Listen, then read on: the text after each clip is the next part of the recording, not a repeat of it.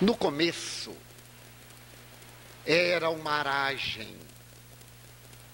A sua presença na terra era suave e doce, como o perfume das azaleias, que o vento brando do entardecer, até hoje, derrama pelas regiões bucólicas da Galileia. No início, eram as expectativas felizes. Havia onomatopeias em toda parte, e o canto-chão das massas, ávidas de esperanças, fazia-se suceder pelo pó que se levantava da sandália nos caminhos que eles todos percorriam. A presença singular de Jesus causava uma expectativa inesperada, porque Israel até então aguardava sim o Messias, que havia sido anunciado desde os primórdios da sua cultura, da sua civilização. Porém, um Messias guerreiro e belicoso, que submetesse os outros povos ao tacão político da sua dominação arbitrária, que fizesse de Israel aquele povo elegido por Deus como destaque na coletividade das nações. Israel vangloriava-se de ser o único povo monoteísta no meio do politeísmo que graçava em todos os países da terra. Era semelhante a uma ilha no imenso oceano agitado das paixões. E quando ele pela primeira vez afirmou que era o Messias de Deus para poder levantar o ânimo das massas e conduzir as criaturas ao seu destino, as pessoas acorreram precípites na expectativa de se tornarem herdeiras da terra e poderem dominar as consciências dos povos que viessem ficar submetidas sob o tacão cruel da escravidão. Daí aquela primeira temporada na Galileia, região pobre de agricultores, de pastores, de vinhateiros, caracterizou-se por um verdadeiro balé de tranquilidade. A mensagem escorria dos seus lábios cheia de brandura.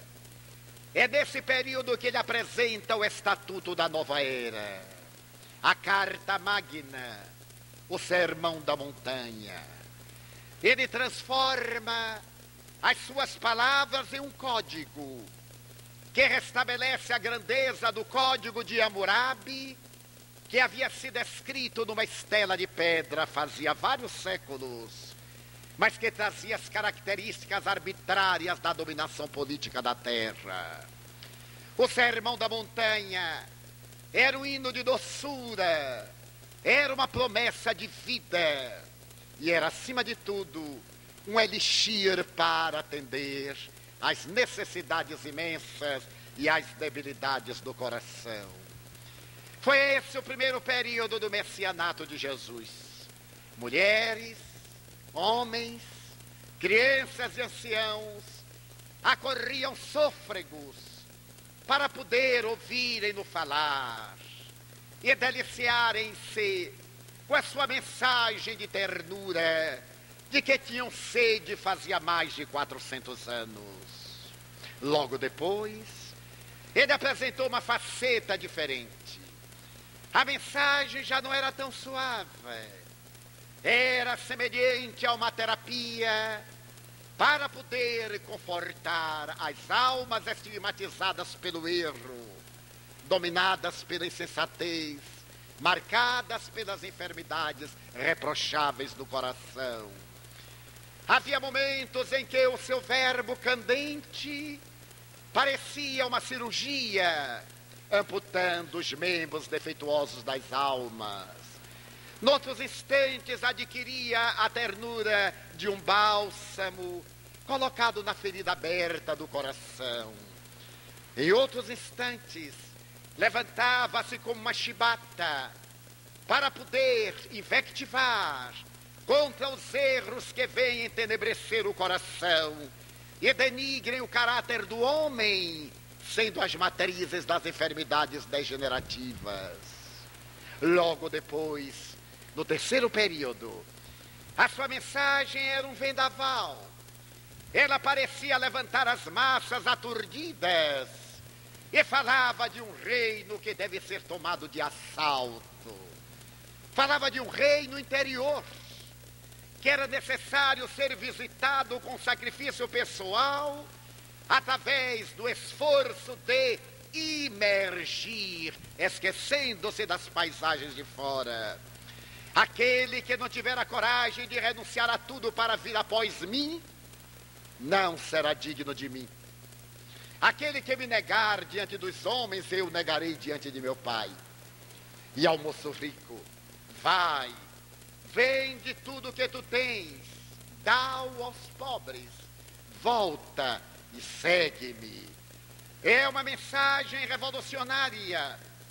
Ela não compactua com os vícios, nem se acomoda à insensatez, nem às trivialidades terrestres. E porque era revolucionária, ela começou a perturbar os dominadores arbitrários da terra, que aceitaram o desafio da revolução. Somente que ele produziu uma revolução interna, e os dominadores do mundo estavam acostumados às guerras externas. Ao se travar essa grande batalha, a batalha do homem que pronunciava uma era nova e que exigia um homem novo que nascia das cinzas do homem velho, a calúnia, a sordidez, a traição, a ignomínia deram-se as mãos para silenciar-lhe a voz. E foi através de um artifício dessa natureza que Judas o traiu, que Pedro o negou e que ele foi plantado numa cruz. Apesar de ter sido colocado numa cruz de vergonha, ele estava de braços abertos numa atitude de complacência, de fraternidade, de solidariedade humana, em uma atitude de amor. Cordeiro que não tinha culpa, mas que deveria ser sacrificado para apaziguar o rebanho em rebeldia. E é aí que começa o real segundo período da vida de Jesus Cristo. Que homem singular! É esse Jesus que se levanta num burgo modesto da Palestina e cuja voz alcança a acústica dos milênios por vindouros. Ernesto Renan, fazendo uma análise desse homem extraordinário, assevera que o seu verbo inflamado pôde modificar a estrutura da história da humanidade e que o seu berço modesto, trabalhado nas palhas de uma estrebaria, foi suficiente para dividir a história em dois grandes fastos, antes e depois dele. Os historiadores sempre se perguntaram qual era a força intrínseca de Jesus. Aqueles que travaram conhecimento com ele nunca mais tornaram-se o mesmo. Modificaram-se nas estruturas interiores e levantaram-se para novos desafios. Os historiadores interrogam como um homem com o caráter e a inteligência de Agostinho de Hipona pôde abandonar a sua doutrina ancestral para poder seguir-lhe, pegada a pegada, a mensagem libertadora e eloquente que se torna a base de uma filosofia otimista para as criaturas dos milênios por vindouros. Maniqueísta, Agostinho de Hipona seguia a tradição de Manés, ou Manu, uma doutrina que se originara na Babilônia. Havia se entregado a uma vida de prazeres, a uma vida de perturbações emocionais e de gozo. E, no entanto, ouvi falar sobre ele através da palavra nobre de Ambrósio em Roma. Ele se modificou nas estruturas mais profundas da personalidade e levantou-se para segui-lo, abandonando tudo e tornando-se o primeiro grande teórico e doutor do cristianismo. Que homem extraordinário é esse Jesus, que foi buscar um jovem gozador no século XII, no auge da sua vida alegre pelas ruas de Assis, para dele fazer o êmulo, a figura identificada, a criatura que lhe daria vida e que modificaria os destinos do cristianismo adulterado pela doutrina vigente. Que poder extraordinário tem esse homem de penetrar a massa, de atingir a criatura e de alterar-lhe em profundidade o comportamento. Ele passou diante de reis, diante de vassalos, e os comoveu, fazendo que abandonassem tronos e coroas, que abandonassem a miséria social na qual fossilavam. Ele esteve diante de dominadores arbitrários e da plebe ignara, fazendo que aqueles dominadores se transformassem nos servos dos seus servos, e ergueu aqueles que eram a plebe às culminâncias da glória, através do martirológio, da abnegação, da dedicação total. Que homem extraordinário é Jesus! A sua força não está no verbo, porque ele falava o que todo mundo falava, mas ninguém falava como ele falava. A sua força estava na maneira pela qual ele dizia os ditos divinos de uma forma que ninguém era capaz de dizer, impregnados de presença. A sua voz, quando caía na acústica das almas, penetrava suavemente, e a semelhança de uma balada nunca mais era esquecida, fazendo que repercutisse na acústica do coração, transformando intrinsecamente o ser e exaltando até as culminâncias da sua renovação íntima. Que homem foi Jesus! Também quantos crimes cometeram em seu nome, utilizando-se da grandeza da sua promessa. Eis que se levantaram exploradores de todo Jaez para poder dominar as consciências obnubiladas através da chantagem, da abominação e do crime.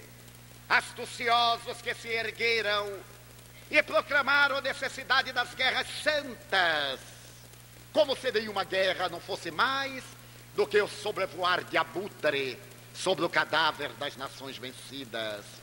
E as cruzadas vergonhosas foram jogadas da Europa contra o túmulo vazio, onde não havia sequer resquícios da sua presença, para os europeus poderem roubar os tesouros dos asiáticos, em nome de uma fé que se levantava na espada e na cruz, para fazer que os infiéis se tornassem mártires do seu próprio sacrifício. Mas ele foi tão extraordinário que pôde sobreviver às cruzadas hediondas, em que reis depravados, como Felipe Barbarroxa, o conde da Anjou, e outros, se levantaram para enodoar as areias do deserto com sangue de exércitos atrabiliários e malformados que violavam as mulheres e que levavam a insensatez do crime em nome daquele que dera a sua vida em favor da paz. Eis que eu vos mando como ovelhas mansas ao meio de lobos rapaces. Eu vos dou o poder de atender às necessidades e às misérias humanas. Em nome deste homem que era todo tranquilidade e doçura, a avareza de alguns e a esperteza de outros fizeram que as guerras se sucedessem, mais tarde em tribunais arbitrários que se diziam santos, para poder extorquir a fortuna dos poderosos da terra que se não lhe submetiam aos caprichos. E ele sobreviveu. Um dia Lord Bacon terá a oportunidade de dizer: Uma filosofia superficial leva a mente do homem ao materialismo, à negação. Mas uma filosofia profunda leva o pensamento do homem à verdadeira religião. Ele havia bebido essa filosofia profunda da palavra de Jesus. As doutrinas da época apresentavam uma filosofia barata, superficial, mentirosa, que tornava as criaturas materialistas, rotuladas de religiosas por interesses sociais. Mas aqueles que penetravam na filosofia profunda do Galileu, esses se transformavam religiosamente. Ele impregnava essas almas, dulcificava-as, transformava-as em profundidade e fazia que a partir daquele momento elas não mais se pertencessem, passavam a pertencer-lhe. É nesse período que ele desperta as consciências e atinge o iluminismo do século XVIII. Voltaire, Condorcet, Montesquieu, Diderot, os grandes teóricos da filosofia vão encontrar no Evangelho a liberdade das consciências politicamente.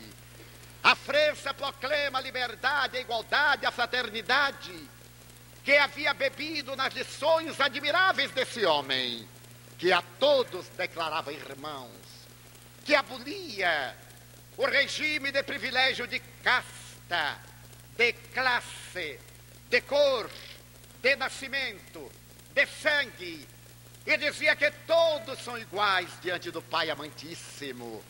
Por isso mesmo ele se nos dizia irmão nosso, filhos todos nós, do mesmo Pai de amor.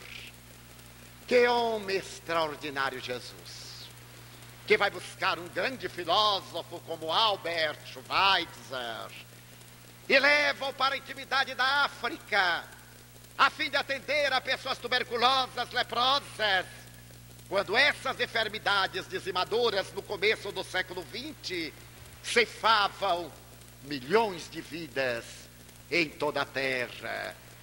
E ele quem, através da boca de Schweitzer, irá dizer que a civilização ocidental deve à África 400 anos de escravidão negra, e que era necessário pagar essa escravidão negra através do holocausto de amor dos homens de epiderme branca. Por isso Schweitzer colocou a sua cruz de fraternidade médica em pleno coração do Congo belga, em Lambaréné, na província e país do Gabão. E dali, como profeta das selvas, ele mandou uma mensagem enternecedora ao mundo, que até hoje comove os corações. Que homem é esse Jesus, odiado por uns, hoje, como ontem? Como asseverava Hegel, os grandes homens são medidos dos pés até a cabeça, mas os homens extraordinários são medidos da cabeça para cima, pela pujança dos seus ideais, pela grandeza do seu pensamento, pela força da sua realidade. A terra que sempre teve homens grandes de estatura e poucos grandes homens de valores éticos morais, levanta periodicamente aqueles que se opõem a Jesus, porque tem apenas a grandeza da dimensão métrica, mas não a grandeza transcendente do idealismo verdadeiro. Odiado hoje e perseguido em alguns arranhais da humanidade, é amado por outros a ponto de levá-los ao sacrifício da existência corporal, cantando hinos de verdadeira alegria. Quantas pessoas imoladas nos laboratórios da ciência hoje, pesquisando o HIV, o HIV-LT, esses tremendos vírus que ameaçam de extermínio a humanidade. Por amor do crucificado, eles estão dobrados sobre profetas e microscópios eletrônicos, estudando a estrutura e as mutações dos vírus, para poder salvar as massas, desse fanal desastrado que a nossa inconsequência gerou através da conduta promíscua da nossa vida íntima. Ah, Jesus! Que poder extraordinário ele tem de transformar as pessoas em profundidade. Narra o irmão X, pelas venerandas mãos de Francisco Cândido Xavier, que antes dele vir, o poder arbitrário governava a terra. Caio Júlio César Otávio havia ascendido ao poder de Roma, e para a surpresa geral, esse homem, que era o único do segundo triunvirato, conseguia governar Roma com mão de justiça e mão de bondade. A sua vida se havia tornado tão extraordinária que mais tarde ele seria considerado César, seria divinizado pela mentalidade romana. Caio Júlio César Otávio, cognominado Augusto, sentia que naquele momento em que ele estava governando os povos, pairava uma aragem de ternura. A terra pareceu tranquilizar-se momentaneamente. Os generais não estavam reencarnados. Os belicosos silenciaram as suas armas. E no lugar deles, enfloresceu a filosofia, a poemática, a escultura, a arquitetura e os grandes vates do pensamento.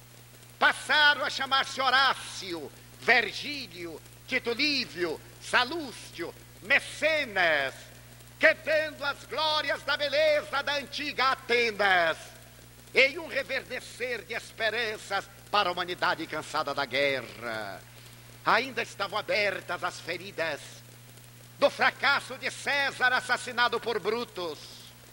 Ainda estava presente na consciência romana o insucesso de Marco Antônio, que preferira o suicídio com Cleopatra, quando foi mandado buscar na condição de ilota para ser conduzido pelas ruas de Roma.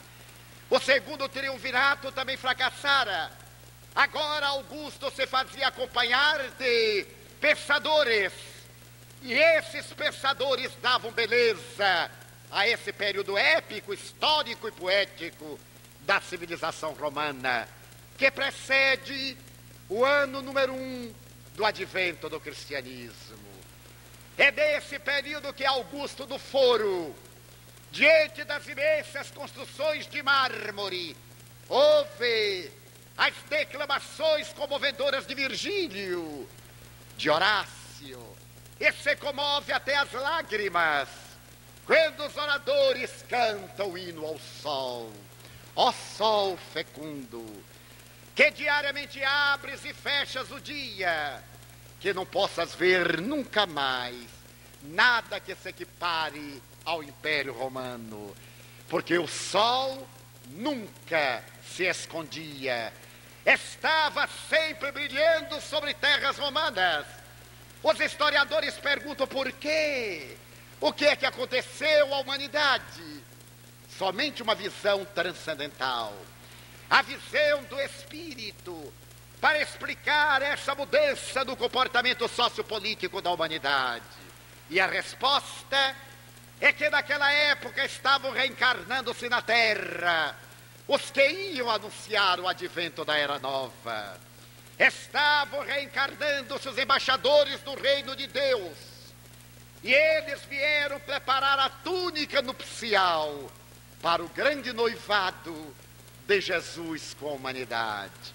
Noivado que começa numa noite fria do mês de abril, de céu transparente salpicado de estrelas, quando numa manjedoura um casal cansado em Betlehem repousa, e a mulher com dores dá à luz àquele que seria a luz do mundo.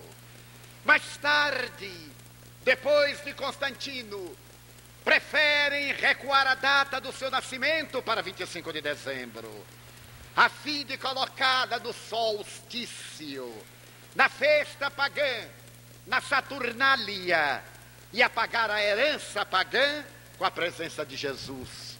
Mas será importante a data em que ele nasceu. A história severa que foi entre 4 e 8 de abril. Roma caracteriza como amanhecer de 25 de dezembro. O importante é que ele nasceu. Nasceu e trouxe a sua mensagem, que até hoje nos reúne aqui, quase 2000 anos depois, para podermos amadurecer as nossas reflexões. Ninguém como ele faz que mergulhemos em nosso mundo íntimo para, no insondável do ser, perguntarmos por quê? Quem sou? De onde vim? Para onde vou? E em homenagem a ele, todos os anos, as criaturas se reúnem para celebrar o seu aniversário. Todos os anos, as criaturas se unem para pensar naquela noite maravilhosa. Assim também aconteceu em uma noite numa cidadezinha da Áustria, Oberndorf, próxima de Salzburg, no Tirol, quando um jovem sacerdote teve a ideia de verificar como estava o órgão e os seus pedais. E ao sentar-se no velho órgão, Joseph Mohr, um sacerdote pálido, de olhos azuis louro, magro, percebeu que o órgão estava afetado. Por mais que ele comprimisse os pedais, nada mais saía do que o vento dos foles. Mas era o dia de Natal. Em Oberndorf, os aldeãos estavam acostumados a celebrar o Natal com a música. Uma música que evocava a manjedoura. E o sacerdote humilde, meditando nisso, começou a pensar: que será do meu povo quando chegar a hora da missa do galo que irei celebrar? E Joseph Mohr era filho de um soldado com uma costureira. Era filho ilegítimo. Desde cedo, ele aprendeu a tocar violão. Tinha uma tendência para os instrumentos de corda. E também cantava com uma doce voz de flauta. Graças a isso, ele pôde formar a sua cultura. E certo dia, enquanto ele tocava e cantava, um sacerdote convidou-o a entrar no seminário. Ele foi dedicar-se a Jesus e então se ordenou sacerdote. No ano de 1814, ele veio para Oberndorf, aquela aldeia perdida entre os picos nevados do Tirol. Ali ele começou a amar o seu rebanho e a celebrar a noite de Natal. Mas agora o órgão estava quebrado. Que seria dos aldeãos?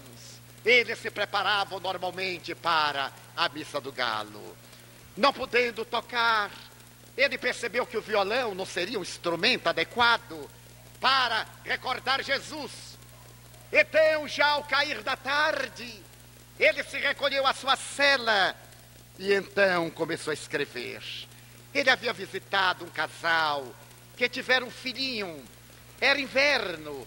E quando ele for abençoar a criança, a mãe carregava coberta de tecidos que a agasalhavam.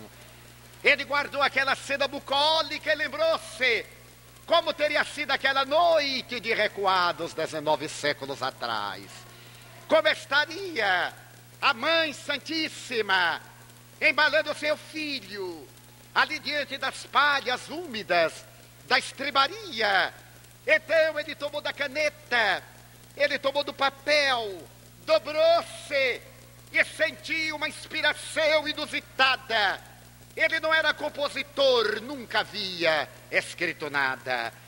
Como se uma mão divina tivesse pousado na sua mão, ele começou a escrever: Stille Nacht, Heilige Nacht, noite feliz, noite sagrada, Stille Nacht, Heilige Nacht. A mão deslizava E de repente ele havia escrito 6 estrofes, singelas, com palavras suaves. Noite feliz, noite de amor. Ele ficou comovido, mas já eram 18 horas. A noite havia caído sobre Oberndorf.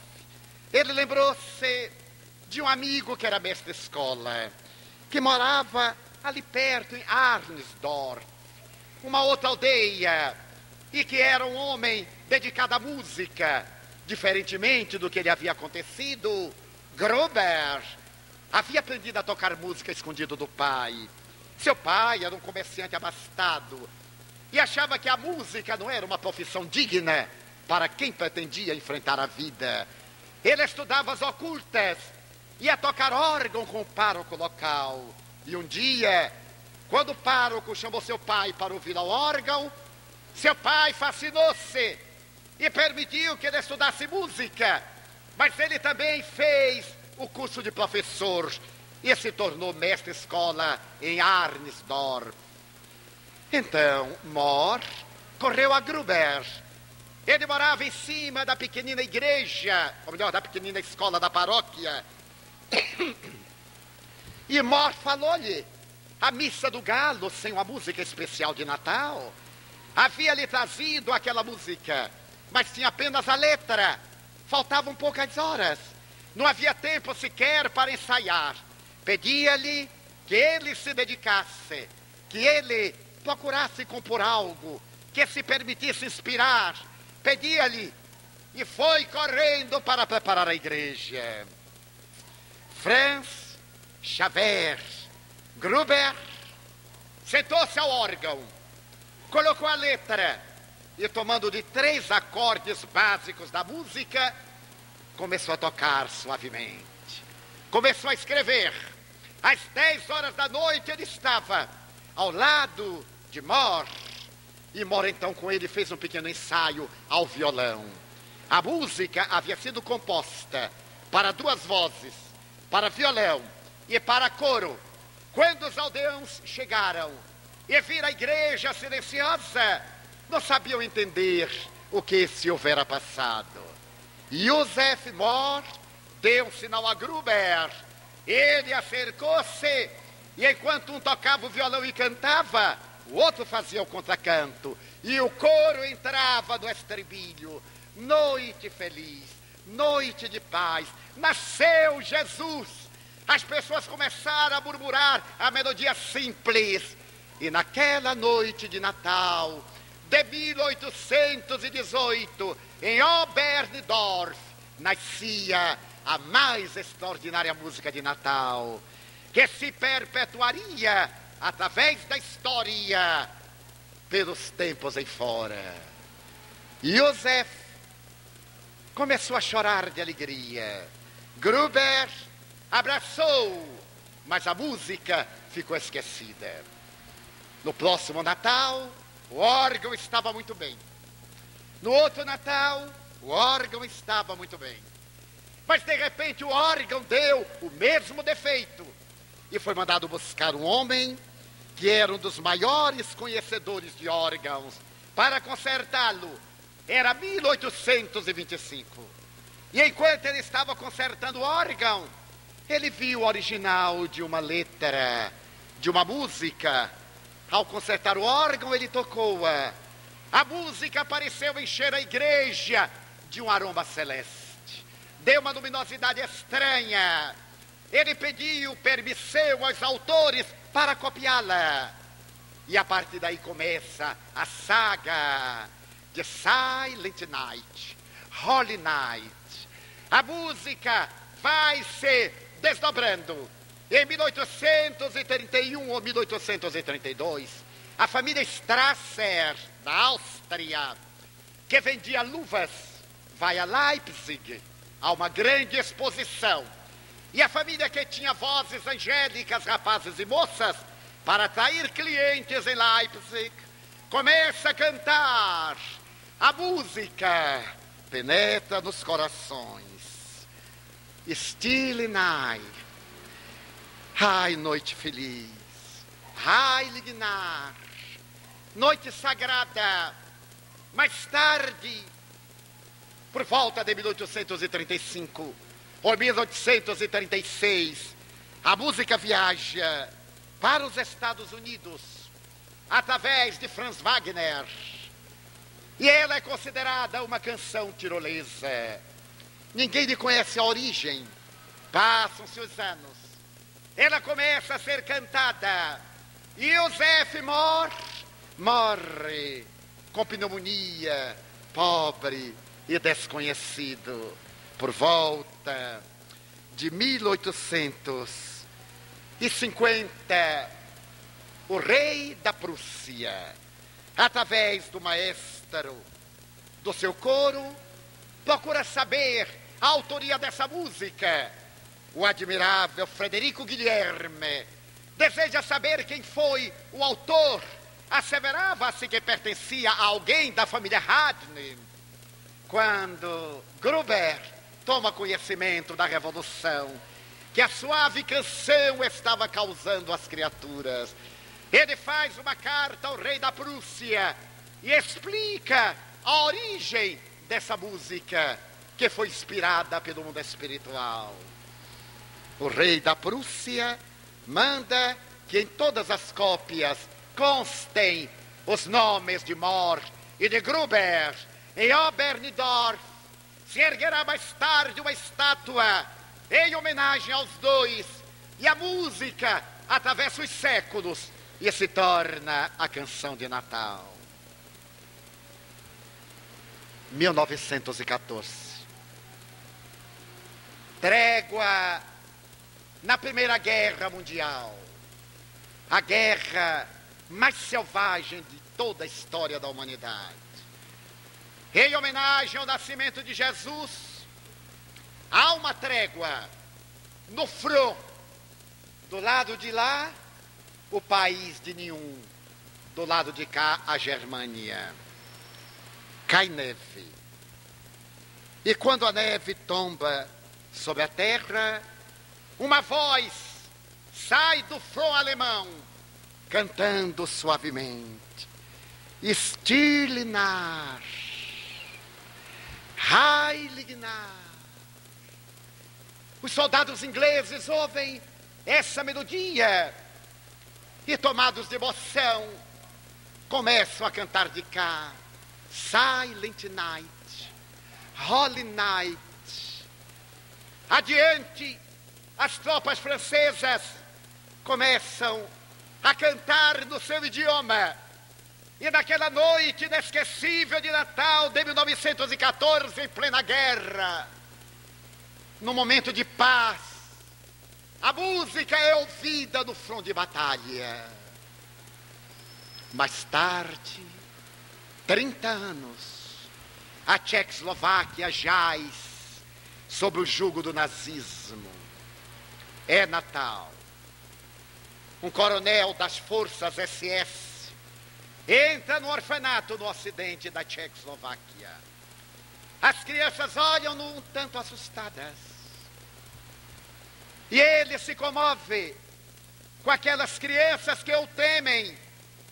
E para quebrar aquele momento de tensão, ele pergunta: alguma dessas crianças saberia cantar Stille Nacht, Heilige Nacht? Duas crianças de mãos dadas aproximam-se e começam a cantar em alemão. A música enche o orfanato de suave melodia. Mas de repente as crianças param, dão-se conta: na Tchecoslováquia, somente quem falava alemão eram judeus. As crianças se revelaram, são crianças judias. Elas recuam pálidas. O coronel tem lágrimas nos olhos. Ajoelha-se a carinhas. Não tenham medo. Cantem novamente. Noite sagrada, noite feliz. As crianças cantam. 8 anos depois, a Guerra da Coreia está no estridor da sua batalha. Um jovem soldado John Turner, está à porta do seu acampamento. É Natal. Ele está pensando na América. O calor tropical é terrível. Ele tem medo de morrer. Ali naquele país estranho, de costumes estranhos. Ele tem medo de morrer. E nessa expectativa dolorosa, aparece um grupo de crianças. As crianças coreanas sorriem para ele, dão-se as mãos e cantam no idioma coreano: noite de paz, noite feliz. Estava consagrada esta canção, que é cantada em mais de 500 dialetos e idiomas, no russo ou no português, no polonês ou no tcheco, no eslavo ou nos dialetos da Cordilheira dos Andes, ou dos países perdidos dos Emirados Árabes, e que nasceu numa noite de Natal de 1818 em Oberndorf, homenageando o menino nas páginas modestas de uma estrebaria. É por isso que o Natal tem um significado tão profundo, que o Natal tem uma representação tão grande. É por isso que, ao se aproximar o Natal, reverdece a esperança do coração das criaturas. E a figura de Jesus parece renascer no âmago dos nossos sentimentos. A sua presença se torna generosidade. E nós podemos repetir baixinho, como a canção de Joseph Morsch e de Gruber: noite feliz, noite de paz. Pobrezinho nasceu em Belém. Jesus permanece guiando as nossas almas. Enquanto deixarmos que Ele nasça e renasça, Ele estará cantando a mesma melodia em qualquer idioma que um dia comoveu a alma de Joseph Morsch e de Gruber. Ele estará repetindo: Stille Nacht, Heilige Nacht, noite feliz, bom Natal, paz de consciência, Jesus nasceu.